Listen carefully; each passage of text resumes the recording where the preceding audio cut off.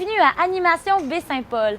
Malheureusement, cette semaine, c'est la dernière semaine de notre émission que vous avez suivie depuis le début, les 6 épisodes. Merci beaucoup d'avoir été avec nous. Cette semaine, pour le 15 et 16 août, le vendredi, nous avons le duo Miroir à 19h en prélude des spectacles de musique. On peut voir le montage à l'arrière de moi. C'est vraiment un spectacle impressionnant de cerceau en voltige. Le soir, nous avons le spectacle de Marc-Angé sur la scène d'Eri Télécom. Le samedi, en après-midi, au Parc du Presbytère de 13h à 16h. Nous avons les Loulous en maquillage artistique pour la dernière fois. Le duo Miroir qui revient faire 2 prestations, ainsi que le duo de la Tentation, ce sont des échassiers, seront présents. Nous avons également une activité spéciale pour la dernière fin de semaine d'Animation Baie-Saint-Paul. Nous avons une collaboration avec TVCO qui fera son activité de financement. Donc, il va y avoir des hot dogs, des rafraîchissements, également des extraits de l'émission que vous pouvez voir en ce moment et les meilleurs extraits qui ont été faits durant la saison. Le soir, nous avons un spectacle de musique latine du Nuevo Flamenco sur la scène d'Eri Télécom pour fermer l'événement avec le groupe Hispalis. Donc, merci beaucoup.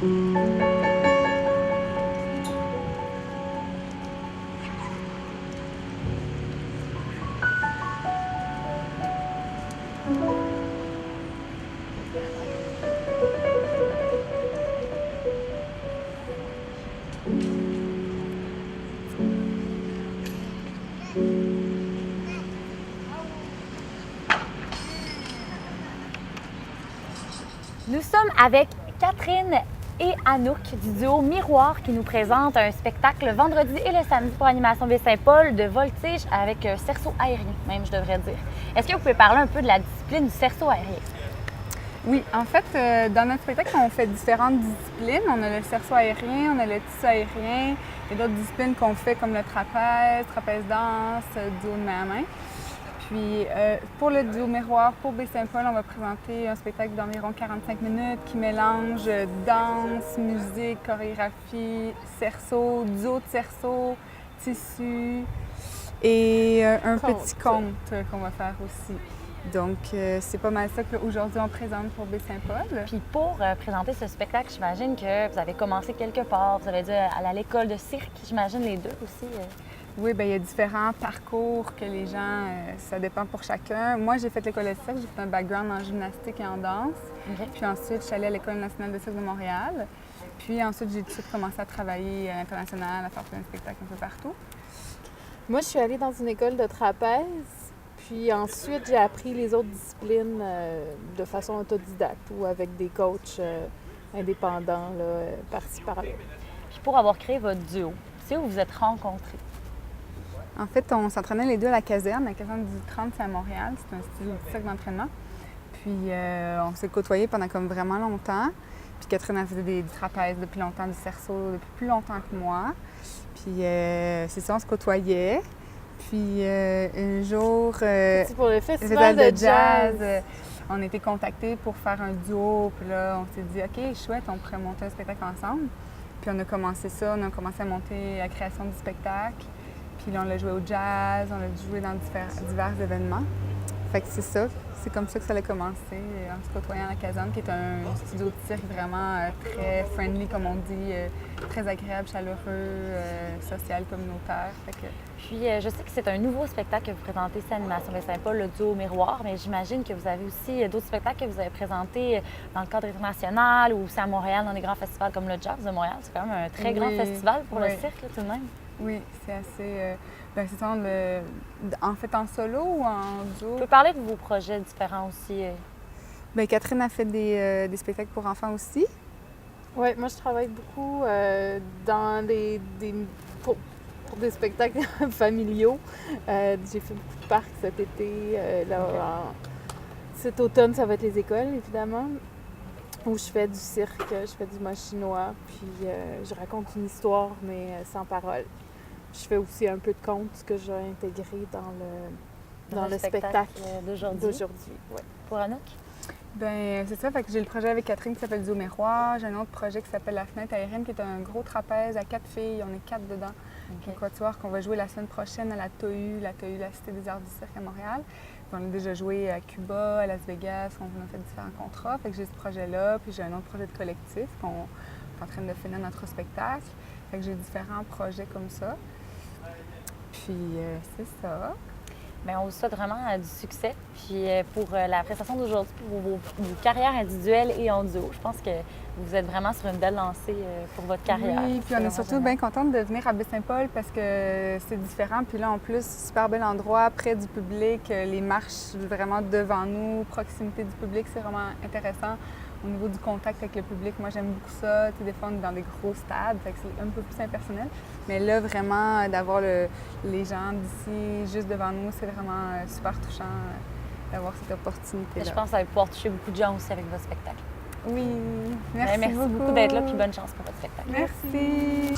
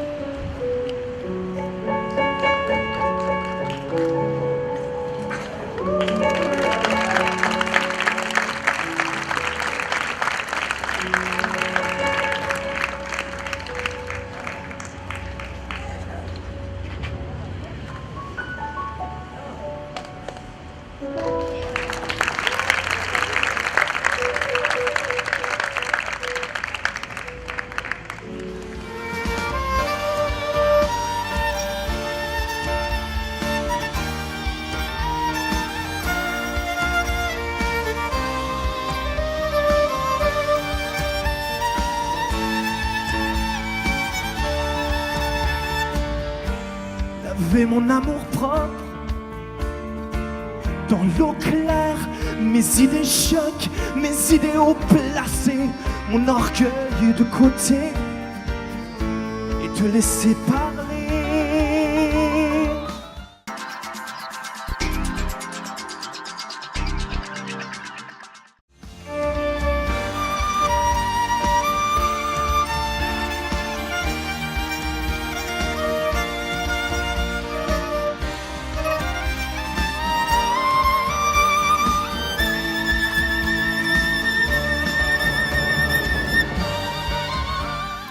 Avec Marc-Angé qui nous fait un spectacle le vendredi 15 août à Animation Baie-Saint-Paul. Marc, Oui. Je pense que le violon, c'est un peu ton instrument de musique favori, Ah, ouais? qui était à ton parcours. J'ai commencé le violon, j'avais 4 ans, j'en ai 34 maintenant, ça fait 30 ans que Quand même 30 ans. j'ai 30 ans de métier déjà. Quand même. Donc oui, c'est sûr, le violon, il est partout dans mes chansons, dans mes compositions, dans tous mes spectacles. Je l'ai toujours avec moi. Honnêtement, je me promène dans la rue, je m'en vais faire des commissions, j'ai mon violon avec moi. C'est quasiment le prolongement de mon bras, là, tu sais. C'est quoi le style de musique? Parce que le violon, on peut faire Ouais. quand même différents styles. Ouais. Le tien particulièrement... Moi, je donne dans la musique pop-rock. Et c'est pour ça que les gens sont pas habitués d'entendre du violon dans ce genre de musique-là, parce que pour le commun des mortels, le violon égale musique classique ou égale musique traditionnelle, exactement. party jour de l'an et zingazon, zinzon, swing la bacaise dans le fond de la boîte à bas. Exactement. Moi, je veux montrer au monde que c'est pas rien que ça, le violon. Le violon, ça peut se prêter à tous les styles musicaux. Comme là, moi, je fais du rock. Oui, du rock. On s'entend, c'est pas du gros rock, gros Mais métal. pop rock, du Mais rock pop rock, accessible, du exactement. rock populaire, en Des fait. guitares électriques, mais il y a des guitares sèches aussi, mais c'est très animé. Très animé. Puis le violon, ben, il trouve sa place, là. Dans le spectacle en tant que tel, il y a Ouais. combien d'instruments? Parce que là, ici à Baie-Saint-Paul, c'est un spectacle solo que Oui. vous offrez. C'est Oui. quand même une grosse implication. Il y a beaucoup de choses... Ben, disons qu'il faut que je change d'instrument plus rapidement, mais en fait, je m'accompagne à la guitare quand je chante des chansons plus douces, mettons, là. OK, ouais. Puis sinon, quand je fais mes chansons d'album ou quand je veux faire des délires de violon, ben là, j'ai pas le choix, je peux pas faire les deux en même temps, tu sais. Fait que j'ai des trames sonores aussi qui remplacent le band, mais normalement, sur scène, j'ai un full band, là, ben des instruments. Puis moi, je suis musicien, hein, avant d'être chanteur. J'ai commencé à chanter après. Fait que c'est important pour moi là, qu'il y ait une grande place musicale là, sur mon spectacle, même si j'ai pas de musicien. Quand même. C'est une belle métaphore. Ouais. Puis pour apprendre le violon, vous avez des cours de violon, c'était une passion quand tu étais jeune, le cheminement que Ouais. tu as eu en tant que tel pour devenir un artiste quand même... Ben, tu sais, 30 ans de métier, c'est pas rien. ça me fait rire, 30 ans de métier. Ben, d'une certaine façon. Ouais. Quand j'ai commencé à 4 ans, ben, c'était l'école classique. Fait que je pense pas, je peux dire que c'est moi qui ai dit je veux commencer à jouer du violon à cet âge-là. C'était comme... Ben, les parents inscrivent leur enfant oui, à un c'est cours. ça. Ouais, probablement qu'ils se sont rendus compte que j'avais des aptitudes musicales quelconques. Puis jusqu'à l'âge de 17-18 ans, j'ai pris des cours. J'ai pris des cours Plus classiques. sérieusement. Sérieusement, je faisais mes gammes tous les jours, je pratiquais vraiment très Ah fort. ouais? Puis après ça, j'ai fait, tu sais, à l'âge de 17-18 ans, c'est plus très cool, là, jouer du violon. Là, je me suis acheté une guitare, puis j'ai mis ça un petit peu de côté, tu sais. Puis c'est une erreur, là, c'est une erreur. Moi, je suis revenu sur le violon quelques années après, puis j'ai... Mais en même temps, j'ai ça a peut-être décidé permis de réaliser l'importance du violon dans ta vie peut-être, aussi. puis de connaître autre chose aussi, tu sais, de connaître autre chose, puis de se rendre compte de ce qu'on veut vraiment faire, puis ce qu'on aime vraiment, puis même dans le style de musique qu'on choisit, tu sais, quand là, je fais mon album qui sort bientôt, ben j'ai besoin d'un son précis, tu sais, puis de trouver la bonne façon de faire sonner mes chansons. Fait que c'est tout dans ce... C'est vraiment les compositions que vous faites, là. Oui. Il y a des reprises, c'est uniquement des Sur compositions. l'album qui s'en vient, non, il n'y a pas de reprise. C'est toutes mes compositions. Des fois, j'ai de l'aide pour le texte. C'est toutes mes musiques, en fait. Puis les paroles, je dirais à 75%. Sinon, j'ai une chanson que j'ai écrite avec Roger Tabra. Puis j'ai une chanson avec un autre auteur-compositeur français qui écrit pour des grands noms là-bas. Puis ben, il s'intéresse à moi. Fait qu'on a écrit trois chansons ensemble. Ouais. Puis sinon, le reste, c'est moi. Génial. Vous parliez de l'album, justement. Ça sort en automne prochain. Il y a des tunes un peu qui roulent à la radio. On a envoyé le premier extrait qui s'appelle Dans le vent. On l'a envoyé, ça fait quelques semaines déjà. Là, on l'a envoyé pendant l'été, dans les vacances des gens et tout ça. Fait que ça n'a pas tout passé dans tous les comités d'écoute des radios encore. Mais ça commence à tourner. Je l'ai déjà entendu quelques fois dans différentes stations de radio. Puis ben, l'album va sortir éventuellement. J'aime pas ça de dire des dates parce qu'on sait jamais qu'est-ce qui peut arriver. Puis Puis l'autre affaire, si un gros nom comme Céline Dion, mettons, sort son album, puis qu'on le sait, elle sort l'album en même temps que moi, ben on oublie ça, là, je vais pas le sortir cette journée-là. Fait qu'on attend. On attend un peu, mais ça va dans les prochains mois, ça c'est certain. De toute façon, il est tout enregistré et tout ça. Il est c'est presque vraiment... tout fini. Il reste pas encore une couple de jours de studio à faire, mais quelques petits solos de violon, puis 2-3 voix sur certaines chansons, puis sinon, ben, c'est terminé. On le sait que tu as été popularisé, je pourrais dire, par l'événement Star Academy en tant que tel, qui a été quand même quelque chose de marquant dans ta carrière, qui a permis de lancer ça vraiment. Oui, tout à fait. Ça, c'était en 2005. Aïe, aïe, ça va faire 10 ans l'année prochaine. Puis oui, c'est ça qui a lancé mes trucs. Depuis ce temps-là, je gagne ma vie de ça. Avant ça, moi, j'étais journaliste. Ah oui? Moi, j'ai des études en journalisme. J'ai fait un bac là-dedans. J'ai travaillé pendant 2 ans dans un journal. Puis j'étais plus ou moins à ma place, disons. Fait que j'ai décidé de recommencer la musique. Puis pas longtemps après, il y avait les auditions Star Academy. Puis c'était un genre de t'es pas game. C'est des amis qui m'avaient dit ça la veille. T'es pas game, vas-y donc. J'ai dit, je vais aller voir. Fait que c'est quand j'ai été accepté, quand j'ai été pris, c'est là que tu te poses des questions. Tu te dis, OK, je m'embarque-tu vraiment là-dedans? Ben, c'est J'étais très stressant gêné. quand Moi, même. j'étais un gars très gêné avant. Puis, Dans les premières éditions, je à pense. troisième, en plus, mais c'est parce que les 3 premières, ils ont fait back-à-back, là, une année ensuite de l'autre. Fait que ouais, c'était dans les débuts. Fait qu'on connaissait un peu le phénomène parce que moi, j'avais vu la première année, mais on connaissait pas tant encore l'ampleur On savait de pas tout si ça ça. allait aller Là. plus loin aussi non. en tant que tel. là. Ben non, puis là, ils parlent que ça va revenir peut-être là encore en plus. Ah ouais? Mais je trouve ça cool. Puis dans vos futurs projets. Oui. Ben en fait, ces temps-ci, c'est l'album principalement. On est là-dedans tout le temps. Puis là, ben, l'été achève, mais ça a été la saison des spectacles aussi. Fait que je me suis produit un peu partout cet été.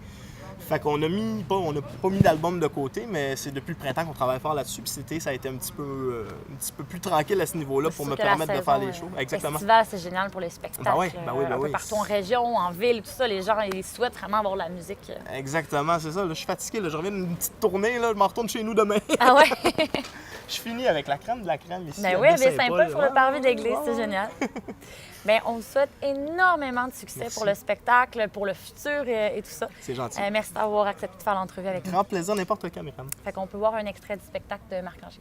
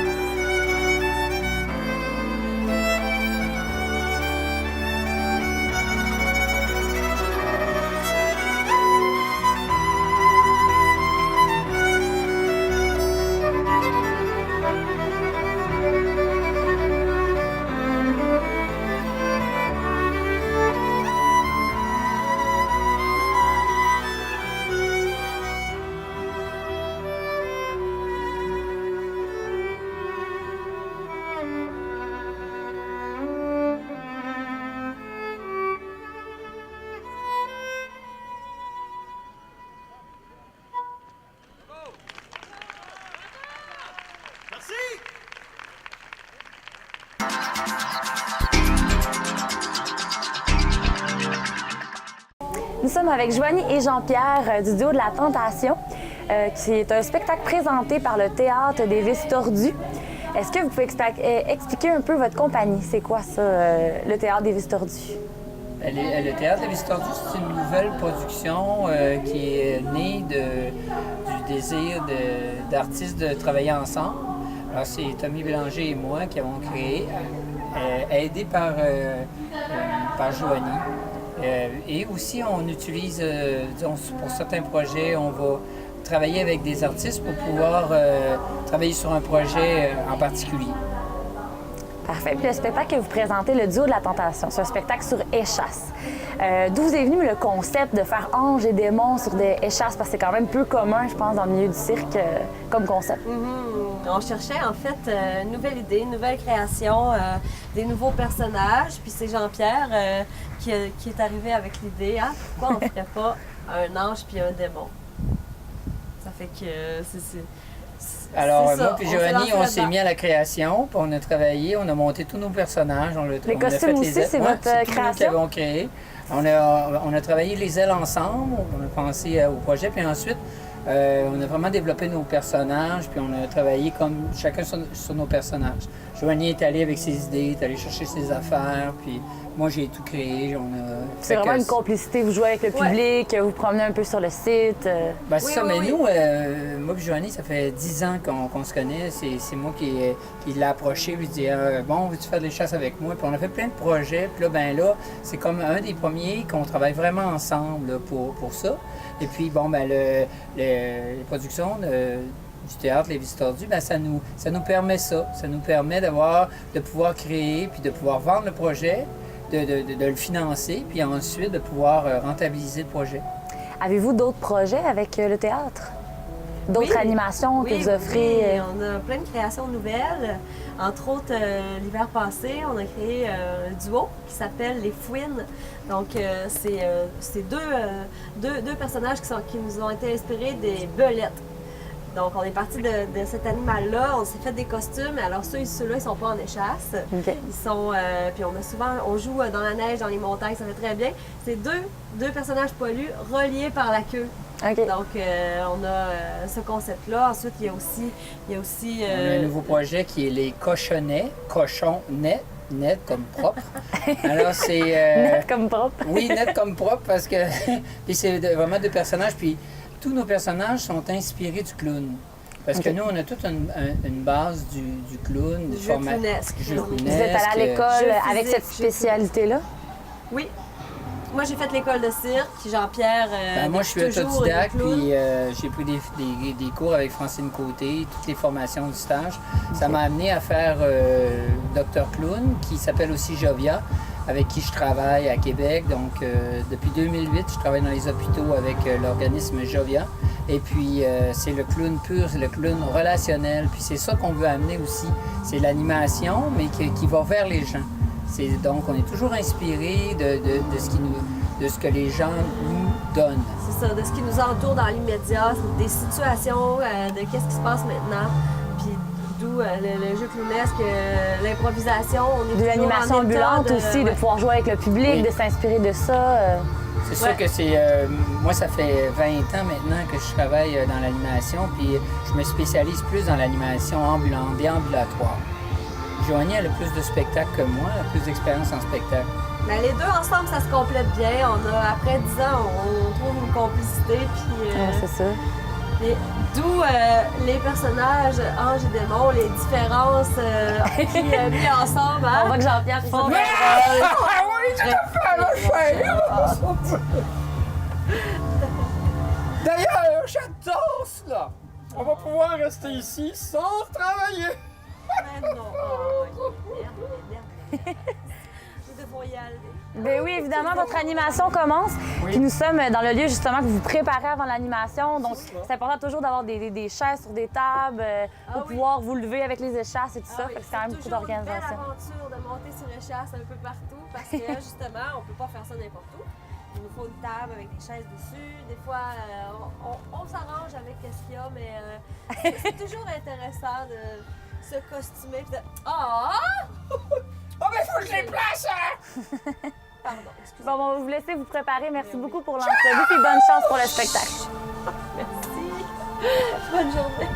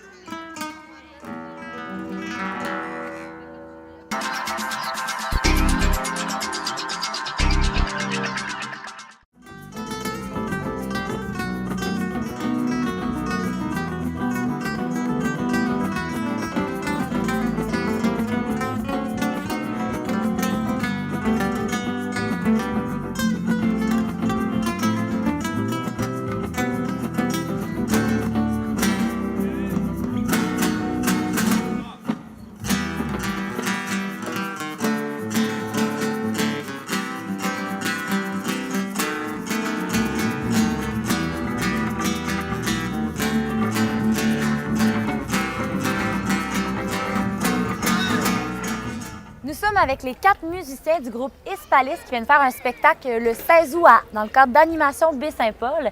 Premièrement, qu'est-ce que ça veut dire le nom du groupe Hispalis? Pouvez-vous nous en parler? Oui, Hispalis, c'est le nom que les Romains ont donné pour une ville qui est aujourd'hui qui s'appelle Séville. En fait, dans la ville, la capitale de l'Andalou, dans le sud de la France, sud de l'Espagne. Et puis, il avait appelé Hispalis parce que Hispa, c'est Espagne, OK, en latin, si on décortique. Puis Lis, ça veut dire plat. Parce que cet endroit-là, qui est habituellement en Andalou, c'est très montagneux, bien, c'est une région qui est plat. Fait que Lis, c'est ça veut dire. Puis, votre style musical, c'est du Nuevo Flamenco. C'est quand même assez peu commun comme je pourrais dire, style musical. Pouvez-vous nous en parler un peu? C'est quoi les inspirations musicales aussi, d'où ça vient?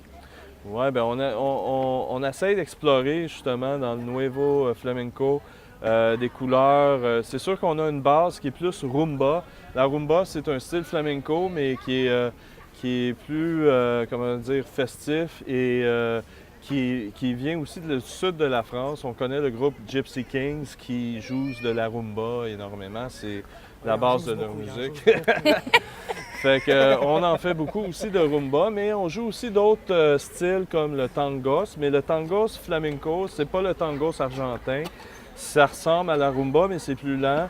C'est un rythme qui dérive de l'Afrique. Ça a été amené par les musulmans et tout ça dans le sud de l'Espagne. Et puis, tango, c'est aussi un style festif, joyeux. On voit ici Yannick avec sa guitare. C'est quoi les instruments que vous allez jouer pour le spectacle de ce soir? La guitare, principalement. Principalement Fait qu'il y a guitare. deux guitaristes, 2 guitares, Yannick et moi. Donc Yannick, lui, il va jouer la guitare électrique et la guitare flamenca. Ça amène une petite touche un peu bluesy. Jazzy. Blues, jazz. OK, parfait. Puis moi, c'est la guitare strictement flamenca. OK. Et puis Sébastien, c'est la basse électrique, mais la basse fretless, qui est plus tendance jazz. Puis Taylor, c'est... Utilisé beaucoup dans le flamenco aussi, la basse. ouais, fretless, c'est ça, c'est pour sonneté. On joue bien aussi. Ouais. Puis Taylor, c'est notre chanteur front. Moi et Yannick, on chante aussi, on va vous chanter, mais lui, c'est notre chanteur principal. Puis Taylor, lui, il vient de la République dominicaine. Ah, OK. Bien, justement, je me demandais, êtes-vous d'origine latine? J'imagine que vous êtes des Québécois qui ont appris cette musique-là, que vous avez un coup de cœur pour ce style-là. Moi, je suis d'origine polonaise, j'ai pas rapport. Puis pour... Lui, il n'a pas rapport. Moi, Lui, il vient du Saguenay. lui, il vient de Saguenay. Lui, c'est un pur Saguenayen. Puis moi, je suis né à Montréal. Ma mère est québécoise, mon père il est italien. Il vient du sud de l'Italie. C'est ça. Parce qu'en fait aussi, on pourrait dire que Hispalis, là, ce soir, on est engagé, on est 4, mais c'est un collectif de plusieurs musiciens. On a un percussionniste mexicain, on a un gars qui vient de la On peut être Colombie. plus. Ça a commencé qu'un gars qui vient d'Argentine aussi. Fait que c'est un mix de plusieurs affaires. Puis tantôt, quand tu parlais, je voulais rajouter peut-être le Nueva Flamenco. Nueva, C'est ouais. que tu vas voir, on fait des pièces flamenco quand même traditionnelles un peu de l'Espagne. Mais au aussi que travers vous avez du spectacle. remanié, j'imagine, à On votre a remanié saveur en un tant que peu. groupe. là. Mais on fait aussi Stéphano, il y a beaucoup de compositions originales qui se veulent des fois, mais je te dirais presque une tendance presque rock-pop, funk avec du rap, mais tu sais, les couleurs, les guitares restent flamenco au travers des fois des trips qui vont être plus lents, plus nord-américains, si on veut. Ouais, Il ouais. y a tout ça en même temps. là. Puis comment vous êtes rencontrés? Vous venez tous de des endroits différents. J'imagine que vous avez un parcours assez intéressant. Ben, lui, je l'ai rencontré, en fait, OK, en premier, j'ai rencontré Sébastien, OK? Plusieurs années. C'est ça. On s'est Vous faisiez déjà rencontrés... de la musique à l'origine. Ouais, On jouait avec un c'est- gars là, qui s'appelait Marc Gabriel, qui a été bien connu au Québec dans le temps. Là. OK. On s'est rencontrés sur un projet comme ça. C'est ça. Puis ça a cliqué, lui m'a amené chez eux. On a commencé à jouer des affaires flamenco. Moi, j'avais pas vraiment de base là-dedans, mais ça a cliqué, il a vu que ça marchait mes affaires. Puis on a resté amis, puis ça. on a resté à jouer ensemble. Puis Sébastien s'est intéressé d'autant plus à ce style-là. Taylor, je l'ai rencontré... ça fait how long did I meet you? 1 year? Ça fait 1 an. Ça fait 1 an qu'on s'est rencontrés, moi et Taylor, pour qu'il rentre chanter. Puis lui, je l'ai rencontré dans un endroit où il y avait de la musique, là. C'est ça. Dans un contexte de musiciens et Des d'artistes. musiciens. Voilà, ben, je vois pas le rapport, Boisson. Hein, je vois pas le rapport. Puis Yannick, c'est le dernier qu'on s'est rencontré. Yannick joue souvent avec Sébastien. Fait que, C'est vraiment le réseau de contacts, en fait, qui vous a réunis en un même groupe. La musique qui me tient. ouais. Lui, il a habité tout qu'un hasard, parce que moi, je jouais avec un groupe de rock, un peu hommage à Beatles, qu'on joue à Montréal. Mais il a passé 1 année en Espagne dans sa vie. Il parle espagnol, puis on avait besoin, un moment donné, on a eu des petits changements dans le groupe, on avait besoin d'un gars qui chantait, que c'était des gars qui jouaient de la guitare, puis il dit que pourquoi pas tu viendrais pas, puis finalement ça marche et tout. Bon, vous souhaite vraiment plein de succès avec ce Je peux groupe-là. peut-être montrer à la caméra le nom du groupe. Des fois, Oui. Hispalis, c'est pas commun dans la langue française. Ouais, c'est vrai. C'est vrai. clairement. Puis si les gens, tu parlais d'un album, on n'a pas encore notre album, on va l'avoir l'année prochaine au printemps. Oui. Si les gens sont intéressés, ils peuvent, il y a un site web Vous là-dessus. pouvez le mentionner si vous souhaitez. Il y a C'est déjà ça. plusieurs chansons. www.elispalis.com. Donc, on vous invite, les téléspectateurs, à aller sur le des site. rythmes du monde de Chicoutimi l'année dernière. On joue quand même assez régulièrement à Montréal. Ils peuvent m'envoyer un message, puis je vais les garder en banque quand j'ai des nouvelles. Ben, c'est parfait. Ben, merci beaucoup d'avoir été là. On vous souhaite vraiment du succès pour le spectacle de ce soir. Merci beaucoup. Merci.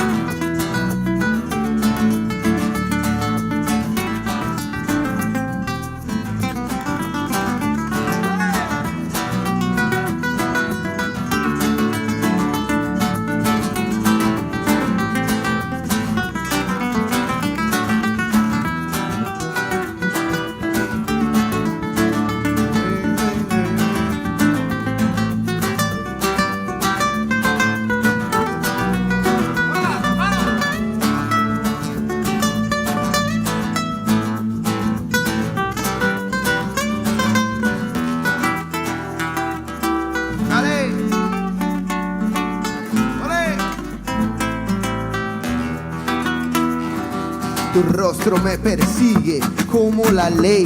Lo ley. Por ti mi corazón está que late. ¿Por qué? Por anticipación de probar tus labios de chocolate. Que bate. Échale, machuco. Dale.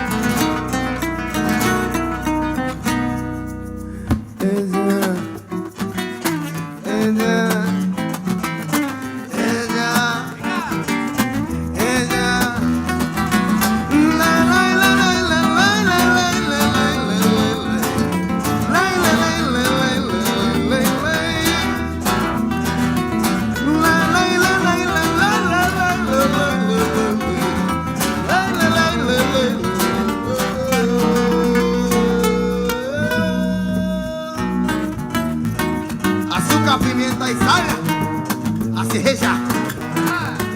Un tesoro cuando la miro. Respirar. Dale. Juega, juega.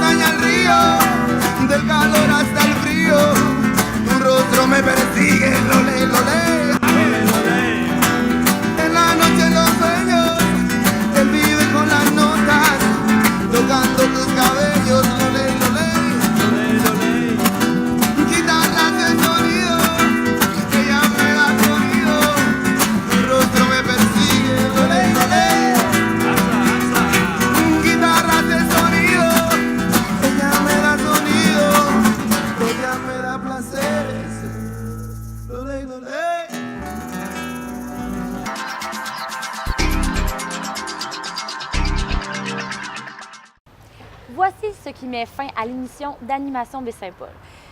Malgré que la saison se termine, on rappelle qu'il y a toujours des activités qui ont lieu à la ville de Baie-Saint-Paul parce qu'on souhaite vraiment que la ville reste animée. D'ailleurs, nous avons la 5e édition des Euroquestries. Monsieur Rosaire Tremblay est ici pour nous en parler. Donc, qu'est-ce que c'est les Euroquestries, Monsieur Tremblay? D'abord, bonjour et bonjour à ceux qui nous écoutent à la maison. Oui, les Euroquestries, c'est un concept, comme son préfixe l'indique, hein, d'Europe, avec des orchestres, Euroquestries, donc c'est un genre de néologisme, si tu veux, qui veut qu'on donne la chance à des jeunes, d'Europe surtout, qui se retrouvent dans des ensembles, de pouvoir se produire ailleurs que dans leur pays d'origine.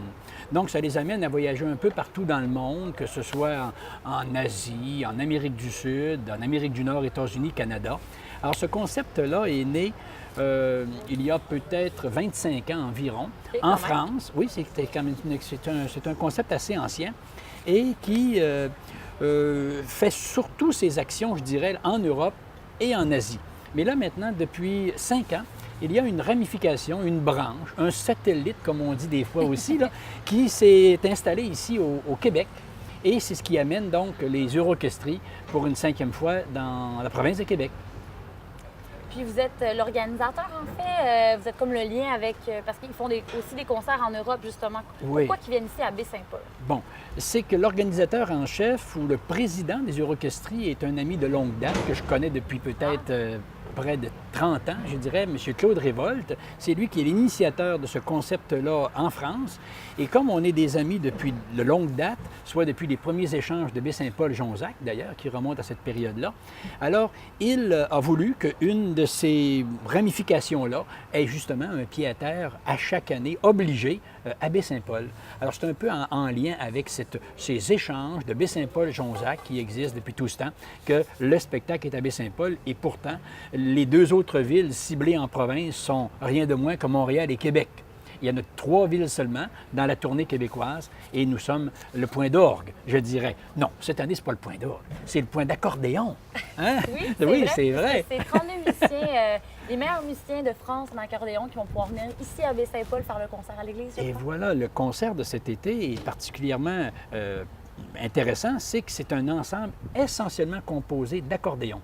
On sait que l'accordéon est un instrument qu'on connaît davantage comme un instrument d'accompagnement, un second, hein, qui est surtout à caractère folklorique très souvent, comme on a tendance. Sauf que on a voulu en France démystifier un peu cet instrument-là et lui donner une résonance, entre guillemets, là, un peu plus importante. Et c'est ainsi qu'on a rassemblé une trentaine, même un peu plus, 32 accordéonistes, mais de grand calibre, qui sont, Myriam, soit des professeurs des quatre coins de la France, qui sont soit des professeurs dans des écoles de musique qui enseignent l'accordéon, ou des élèves remarquables, les meilleurs élèves. Alors, 32 personnes, je te dirais que sur les 32, il y en a 28 qui sont des professeurs d'accordéon et les autres sont des élèves, des plus jeunes, disons. Alors, on les a glanés comme ça un peu partout dans la France globale et on a décidé, on se fait un ensemble avec ça, qui est devenu l'Orchestre national d'accordéon de France. Et c'est lui qui sera à Baie-Saint-Paul cet été, le 26 août prochain, donc très bientôt. Et c'est un mardi soir. On est devant l'église, alors ça sera justement dans l'église paroissiale de Baie-Saint-Paul à 20h et c'est un spectacle gratuit. Comme à chaque année d'ailleurs, ici à Baie-Saint-Paul, le spectacle des orchestries est gratuit. Alors que, soit dit en passant, ailleurs, c'est payant. Mais à Baie-Saint-Paul, c'est le seul endroit que c'est gratuit. Le seul endroit qui c'est gratuit. Le spectacle présenté à Québec et à Montréal, dans des salles de spectacle, est payant. Nous, ici, est gratuit. C'est parce qu'on a des commanditaires, évidemment. Hein? On a des commanditaires prestigieux, je dirais, dans cette activité-là. Et j'aime à les nommer, si tu me permets. Aucun problème. Oui. Depuis les 5 dernières années, depuis le début des orchestries au Québec, les galeries L'Harmattan et Art et Style de Baie-Saint-Paul, de M. Gilles Charret et de toute son équipe de filles, là, de dames qui l'accompagnent, il est bien accompagné, M. Charret, nous aide financièrement pour le spectacle ici à Baie-Saint-Paul, à offrir le spectacle. C'est ce qui fait qu'il est gratuit à la population qui vient ici. Il y a quelques autres commanditaires que j'aime à signaler aussi. M. Nicolas Thibault de Kia Charlevoix, du garage Kia Charlevoix, la ville de Baie-Saint-Paul, évidemment, les Petites Franciscaines de Marie, qui vont nous offrir 2 repas à la maison mère. Ensuite, il y a aussi la fabrique de Baie-Saint-Paul, bien sûr, pour le prêt de la salle, hein, le lieu du spectacle. J'aime à nommer aussi la laiterie Charlevoix qui va nous accueillir, la microbrasserie Charlevoix et au final, le Musée d'art contemporain qui va recevoir le groupe pour une interprétation, une visite guidée particulière de l'exposition, des expositions qui ont lieu au Musée d'art contemporain cet été, dont Andy Warhol notamment. Alors, en gros, c'est un peu ça. Et ce que j'aime à dire aussi, Myriam, c'est que le répertoire qui va être présenté ici à Baie-Saint-Paul est dû à une préparation et le résultat d'une préparation de 3 ans. Ça fait 3 ans qu'ils préparent leur tournée au Québec parce que c'est la première fois qu'ils viennent ici. Ils sont déjà allés en Chine, ils sont déjà allés en Russie, ils sont allés au Brésil, aux États-Unis, mais jamais au Canada et au Québec. Alors, ils sont préparés pendant 3 ans pour nous offrir des pièces de différents répertoires, mais composées expressément pour accordéon. Parce que d'habitude, l'accordéon est toujours un instrument, comme je te le disais en début d'entrevue, secondaire. Là, on a des œuvres pour accordéon. Et les promoteurs de cet ensemble-là, les principaux organisateurs de cet ensemble-là, voulaient justement que l'accordéon prenne sa place d'honneur. Donc, ils ont fait composer des pièces par des compositeurs que pour accordéon. Alors, on devine, comme il y a différents registres d'accordéon, alors pour un accordéon piano, un accordéon musette, je ne connais pas tous les types d'accordéon, là, mais quand même, alors, il y a quand même une certaine gamme. 2, 3, mais il va y avoir tous les types d'accordéon dans différents répertoires. On va du baroque au romantique, des thèmes de films, mais pour accordéon seulement. Alors, ça va brasser un petit peu, particulièrement, et puis au Québec, je pense, à ma connaissance, on n'a jamais entendu d'orchestre d'accordéon seul. Je ne sais pas toi si tu as déjà entendu parler de ça, mais à ma connaissance, non. Moi, j'en ai pas entendu parler, mais je ne voudrais pas me prononcer sur le fait qu'il y en ait un. Et même en Europe, hein, c'est très rare. C'est le seul ensemble en France qui soit composé que d'accordéon. Donc, bien, merci beaucoup, Rosard, d'être venue nous parler de ce concert-là. On invite vraiment tous les gens à venir au concert gratuit qui sera le 26 août à l'église de Baie-Saint-Paul le mardi soir. À 20h. À 20h, le concert. Premier arrivé, premier assis. Hein? Mais évidemment, j'imagine qu'il y a des places limitées. Il y a quand même 1200 places dans l'église. Peut-être un peu plus quand on va chercher les balcons. Alors, il y a de la place. Et tu sais, hein, les années antérieures, on avait toujours dépassé, au cours des 4 dernières années, les 4 premières éditions d'Eurocastrie, on a toujours dépassé les 1000 personnes dans l'église. C'est pas mal. Alors, cette année, j'espère atteindre encore une fois cet objectif de 1000 personnes et plus dans l'église. Alors, premier arrivé, premier assis, 20h le 26 août. Mardi, hein, c'est en semaine, ça fait une petite soirée de semaine, une petite sortie de semaine. Hein? Voilà. Merci beaucoup. C'est vrai que vous remercie. Donc, nous avons toujours de l'animation à Baie-Saint-Paul et merci beaucoup d'avoir été avec nous tout au long de l'émission d'animation Baie-Saint-Paul. On souhaite que des gens motivés comme M. Tremblay puissent nous offrir des belles activités comme ça. Au revoir. Au revoir.